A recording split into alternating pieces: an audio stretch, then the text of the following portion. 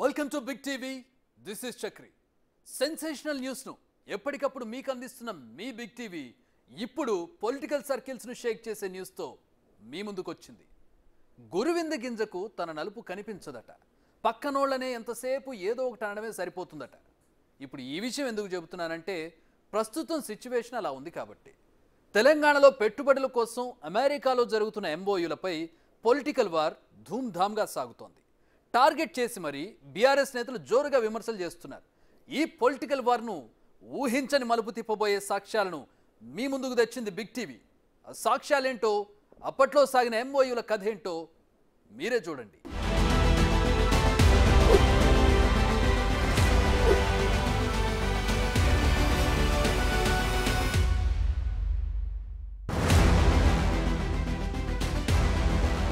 ఎందుకు ప్రోత్సాహం, ఎందుకు అంత స్పెషల్ ఏముందని?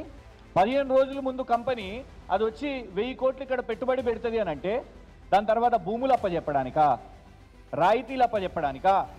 బీఆర్ఎస్ నేత క్రిషాంక్ చెప్పిన మాటలు విన్నారు కదా. కేవలం మీడియా ముందు చెప్పడమే కాదు, దీనిపై ఎక్స్లో ఆయన చేసిన ట్వీట్ను కూడా ఓసారి చూద్దాం. ఈ ట్వీట్లో ఉన్న దాని ప్రకారం 15 రోజుల ముందు పెట్టిన కంపెనీతో ఎంఓయూ ఎలా చేసుకుంటారంటూ నిలదీశారు క్రిషాంక్. ఈ ట్వీట్ను BRS working president KTR retweet చేశారు. ఆయనేం పెట్టారో చూద్దాం. కేటీఆర్ ట్వీట్ చేసిన దాని ప్రకారం ఇలాంటివి ముందు ముందు చాలా చూడాల్సి వస్తుంది, గ్రేట్ ఎక్స్పోజ్ అంటూ క్రిషాంక్ను అభినందించారు. అంతా బాగుంది, బిగ్ టీవీ కూడా ఇలాంటి అంశాలపైనే దృష్టి పెట్టింది. ఇలాంటివి ఈ ప్రభుత్వంలోనూ గత ప్రభుత్వంలోనూ ఏమైనా జరిగాయా అంటూ బిగ్ టీవీ చేసిన పరిశోధనలో నివ్వెరపోయే విషయాలు వెలుగులోకొచ్చాయి.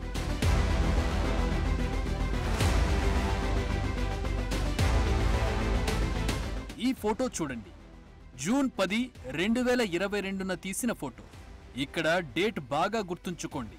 కేటీఆర్తో ఈ ఫోటోలో ఉన్నది భువి బయోకెమికల్స్, ధాత్రి బయోసిలికేట్స్ యజమానులు.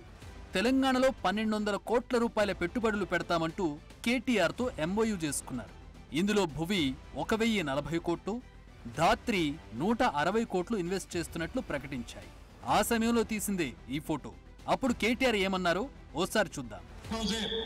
2 ఇథనాల్ ప్లాంట్లు పెట్టడానికి 1000 పైచిలకు కోట్ల రూపాయలతో ఒక సంస్థ, మరొక సంస్థ 160 కోట్ల రూపాయలతో మరొక సంస్థ, 2 కలిపి దాదాపు 2300 కొలువులు మన ప్రాంతంలోని పిల్లలకి ఇవ్వడానికి వచ్చినందుకు ముందుగా మీ అందరికీ కూడా హృదయపూర్వకమైన శుభాకాంక్షలు.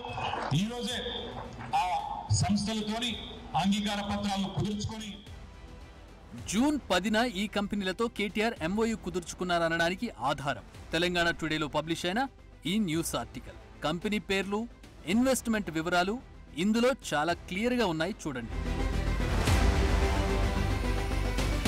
కేటీఆర్తో ఎంఓయూ అంటే మాటలా? ఫైల్స్ చకచకా కదిలాయి.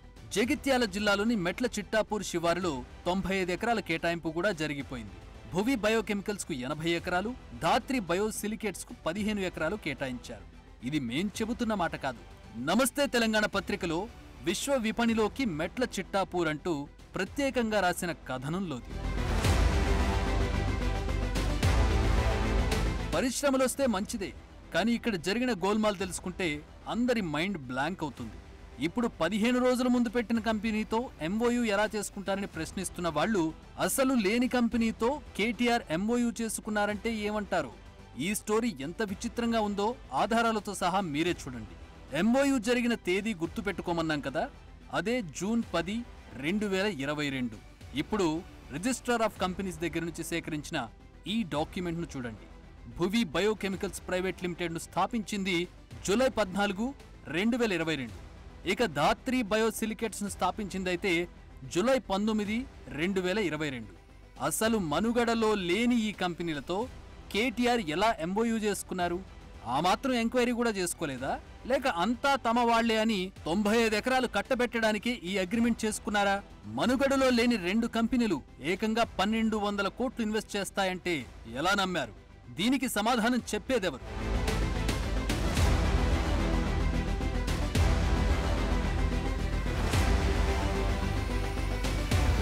ఇక ఈ కంపెనీల ఫైనాన్షియల్ స్టేటస్ చూస్తే అందరికీ కళ్ళు చెదిరిపోతాయి. 1040 కోట్లు ఇన్వెస్ట్ చేస్తానంటూ చెప్పిన భువి బయోకెమికల్స్ అసలు ఫైనాన్షియల్ స్టేట్మెంట్ నే సమర్పించలేదు. ఇక ధాత్రి బయోసిలికేట్ సమర్పించిన ఫైనాన్షియల్ స్టేట్మెంట్ లో ఉన్నదంతా గుండు సున్నాలే. పైసా ఖర్చు లేదు, పైసా ఆదాయం లేదు. ఇలాంటి సంస్థలతో కేటీఆర్ ఎలా ఎంఓయూలు చేసుకున్నారు? కేటీఆర్ చెప్పిన షెల్ కంపెనీలు ఇవేనా? ఇలా 1200 కోట్లు ఇన్వెస్ట్ చేస్తామని చెప్పిన ఈ 2 కంపెనీలకు కనీసం సొంత వెబ్సైట్లు కూడా లేవు. ఇంత దారుణమైన ప్రొఫైల్ ఉన్న కంపెనీలతో ఎంఓయూ చేసుకున్నారంటే ఏం మతలబు జరిగినట్లు? ఈ విషయం క్లియర్ గా అర్థం కావాలంటే మనం ఇంకొకరి మాటలు కూడా వినాల్సిందే. బంగారు తెలంగాణ సాధించాలి అన్న కేసీఆర్ గారి కళ, ఆ బంగారు తెలంగాణని సాధించడానికి ప్రథమ సైనికుడిగా నిలబడిన కేటీఆర్ గారు నిజం చెప్పాలంటే ఈ ప్రాజెక్ట్ని పంజాబ్లో పెట్టమని మా మీద చాలా ప్రెషర్ ఉంది. ఛత్తీస్గఢ్ చీఫ్ మినిస్ట్రీ ఆఫీస్ నుంచి కూడా చాలా ఫోన్లు వచ్చాయి. కానీ ఈ ప్రాజెక్ట్ ఇక్కడ నేను పెట్టడానికి one of the primary reason ఏంటంటే కేటీఆర్ గారు is a leader with vision. Sir, in the presence of your entire team and public, we assure farmers of at least 2 lakh acres will get a support from us, either in the way of new technologies to cultivate or new technologies to harvest.